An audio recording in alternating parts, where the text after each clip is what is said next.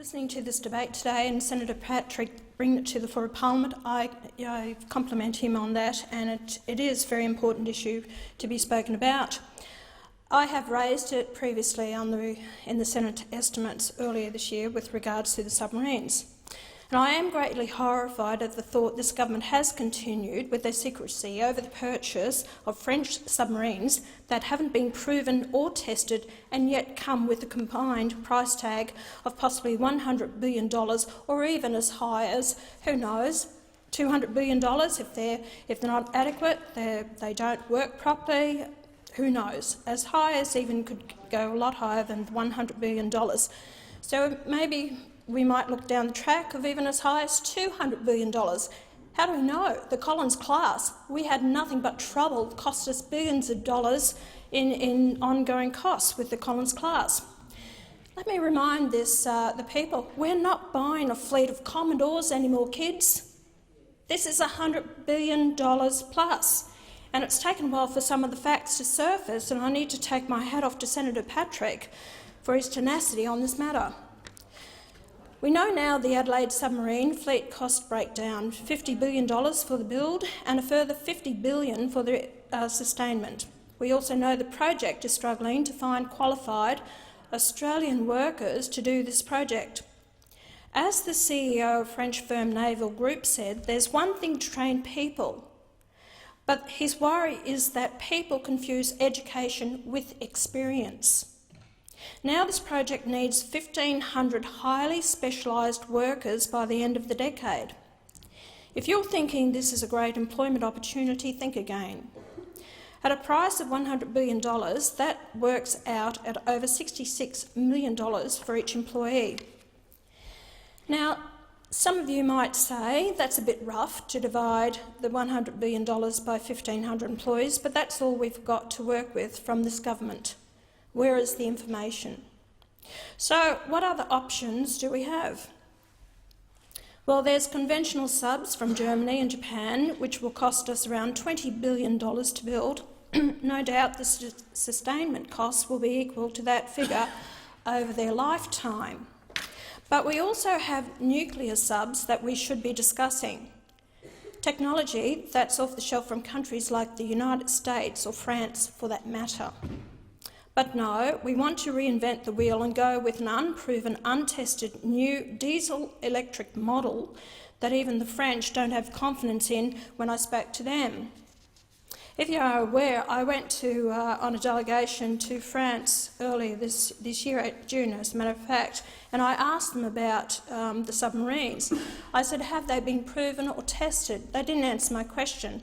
They just led to the factors of the companies that are dealing with it are very reliable companies. It's quite interesting to listen to Senator Carr today saying that those companies may not be around, might be sold to the Italian companies. So we don't know what's going to happen in such a long period down the track, or whether that is going to be the company. I think we need to have answers now.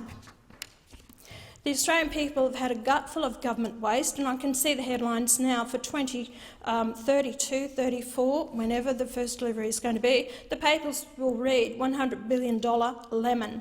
The Prime Minister in 2032, 34 will have demands placed on him or her for yet another Royal Commission over how this disaster occurred. It's time this government came clean and delivered answers to the questions being asked here today and during this parliament. My suggestion would be to scrap the agreement, it hasn't been signed as yet, with Naval Group and start talking with the Germans or Japanese about off-the-shelf models we can both afford and have in the water in a few years rather than an unknown time frame.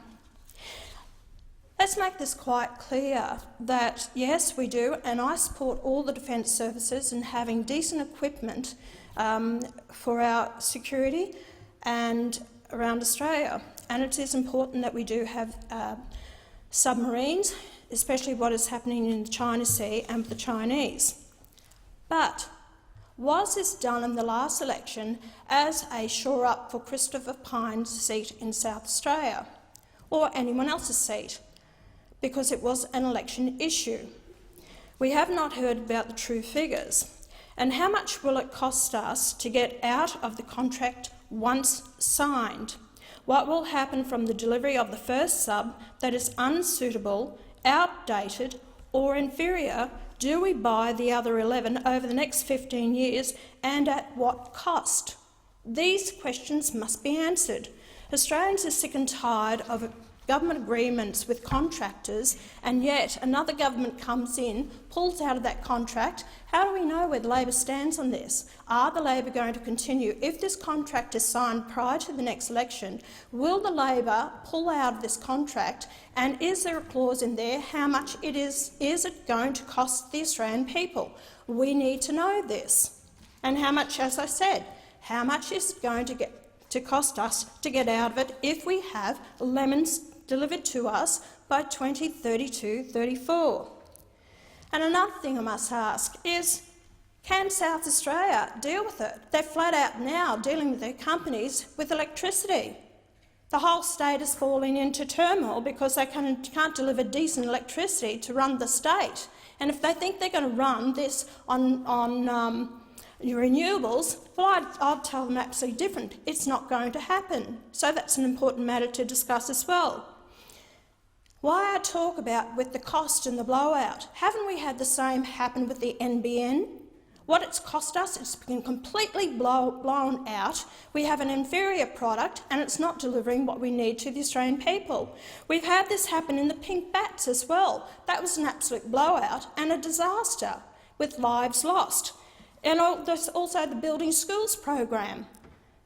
You've got the Collins-class submarines. How many times have we seen contracts entered into that have been fully investigated to ensure that we have the right product at the right price? I'm sick of governments that are actually signing off on this to big note themselves in the eyes of the public. There's no costing. You're not answerable to the public. Just change over. Who's the next one? Then they'll actually have to, put band-aid solutions over it.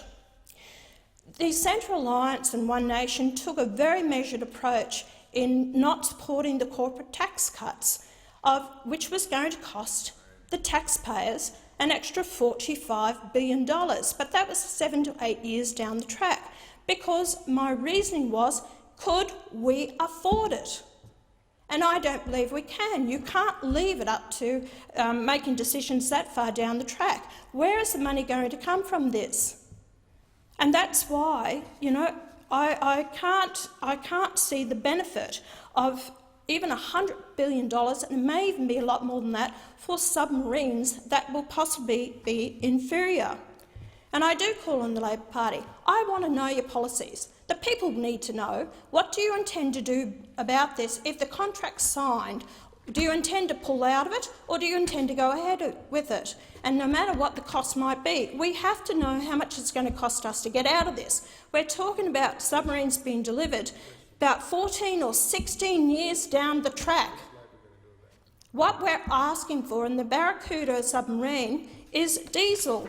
It's not, these submarines don't perform as well as what nuclear submarines do, and I understand that we need to have nuclear plants here in Australia, but we are moving forward so fast that we need to talk about all this. Will we go nuclear?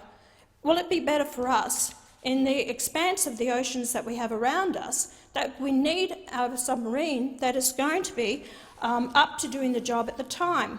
I fully support Senator Patrick calling this to the attention of the Parliament, that we need to ask these questions, we need to put pressure on the government, because we're leading into an election and I want to know the answers, and I'm sure the public of Australia want to know the truth.